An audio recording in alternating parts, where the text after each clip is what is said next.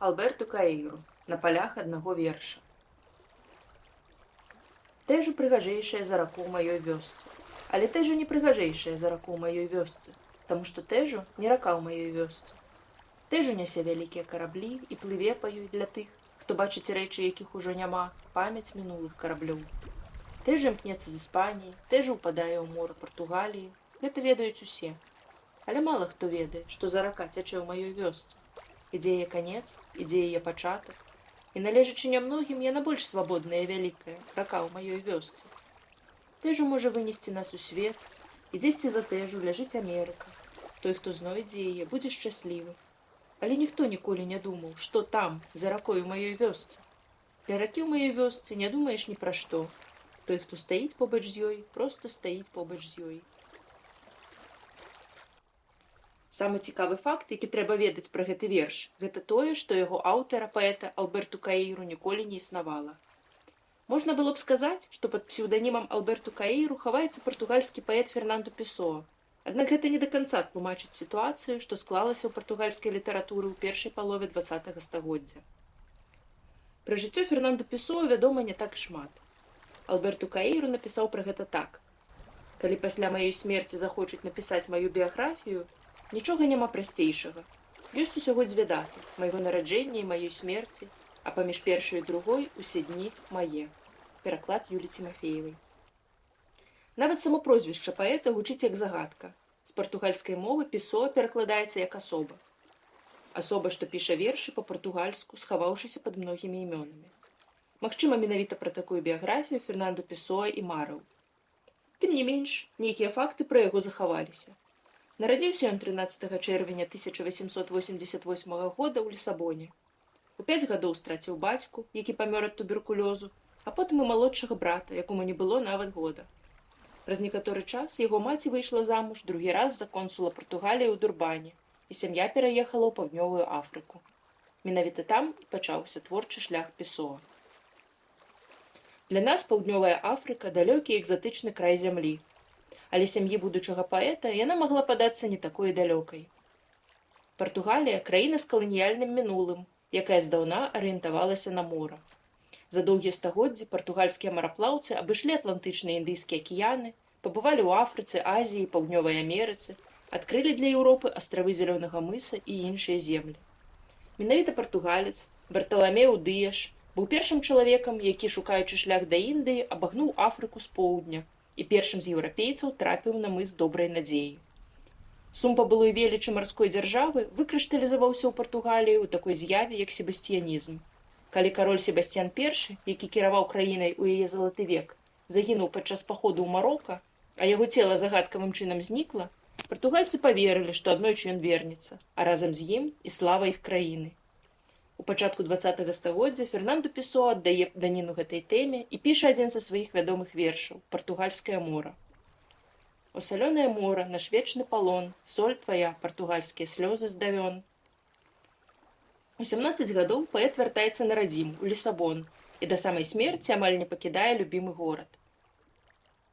Хутка па прыездзе ён знаёміцца з найбуйнейшымі партугальскімі пісьменнікамі і трапляе ў вір літаратурнага жыцця. І вось тут пачынаецца самае цікавае. У гісторыю сусветнай літаратуры Фернанду Песоа увайшоў не толькі як выбітны паэт, але і як аўтар, які стварыў мноства гетэронімаў. У адрозненне ад псеўданіма, а гэта маска пісьменніка, выдуманае імя, якое мусіць схаваць творцу. Гетэронім не толькі імя. Гэта выдуманая асоба са сваёй біяграфіяй, мастацкімі густамі і творчай праграмай. У яе ёсць свой стыль і манера пісьма, і нават філасофскія і палітычныя погляды, якія могуць адрознівацца ад поглядаў аўтара, што за гэтым гетэронімам хаваецца. Даследчыкі дагэтуль спрачаюцца, колькі гетэронімаў, паўгетэронімаў і псеўданімаў было ў Фернанду Песоа. Часцей за ўсё ў літаратуры сустракаецца лік 72. Аднак існуюць меркаванні, што іх было больш за 130. Уявіце, больш за 100 выдуманых асоб, ад імені якіх Фернанду Песоа пісаў вершы, ад розных адна ад адной і з гледзяшча паэтыкі, і з гледзяшча стылю, і з гледзяшча падыходу да асэнсавання з'явы праблем, якія цікавілі аўтара.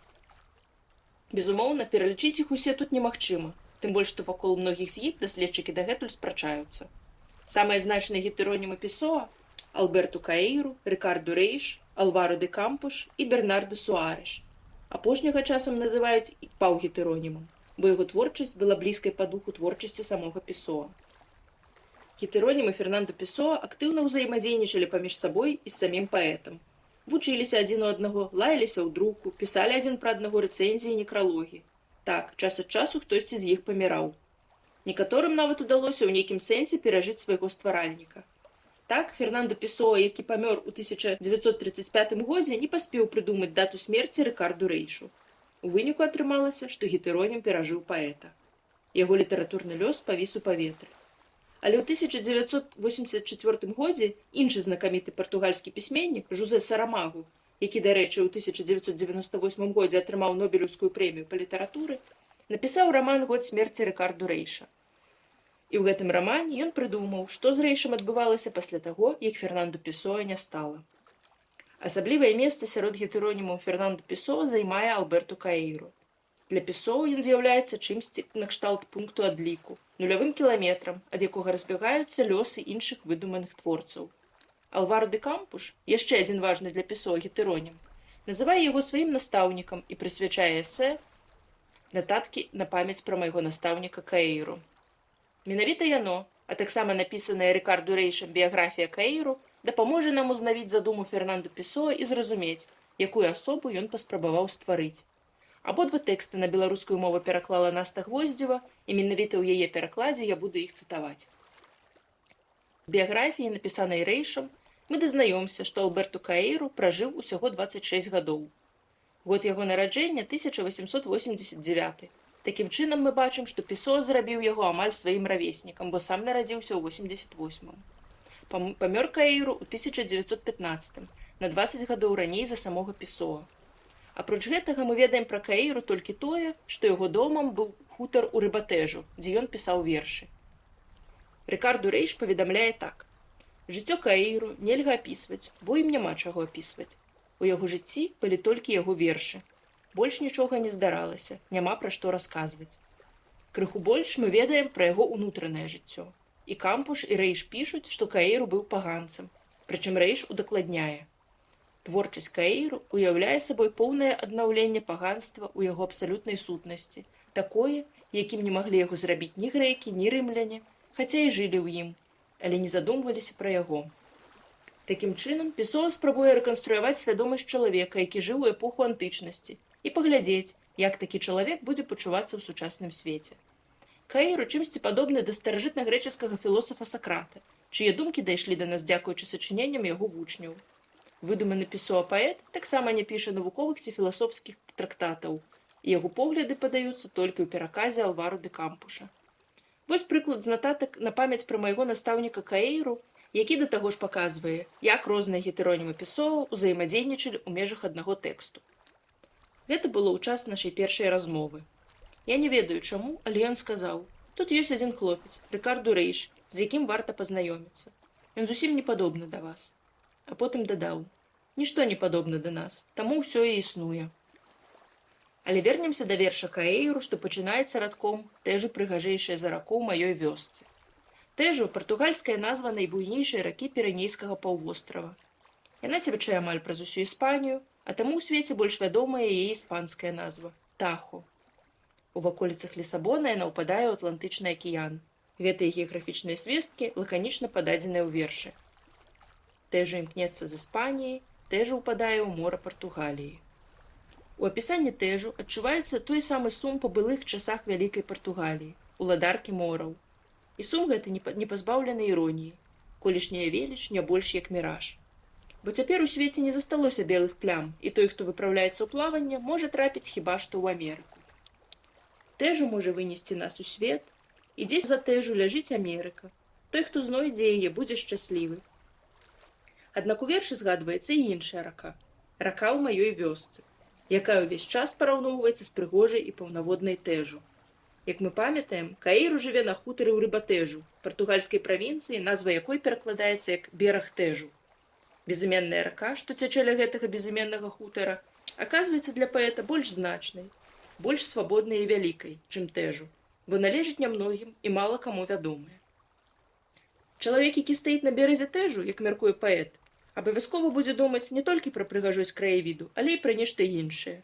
Напрыклад, пра тое, што тэжа ўпадае ў акіян, і калі яго пераплыць, можна трапіць на іншы кантынент і пачаць новае жыццё.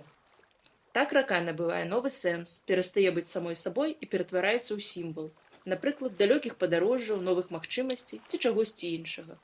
У залежнасці ад таго, які чалавек на яе глядзіць, што яго цікавіць і пра што ён марыць.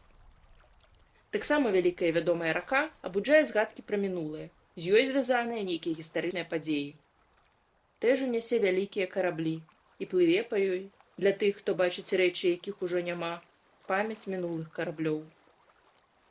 А вось маленькая безыменная рака ў маёй вёсцы не выклікае ніякіх асацыяцый і ўспамінаў, а значыць, проста ёсць сама сабой. Для ракі ў маёй вёсцы не думаеш ні пра што. Той, хто стаіць побач з ёй, проста стаіць побач з ёй. Паводле Песоа, гэта і ёсць галоўная асаблівасць антычнага прыроднага чалавека. У нататках на памяць пра майго настаўніка Каіру яна апісваецца так.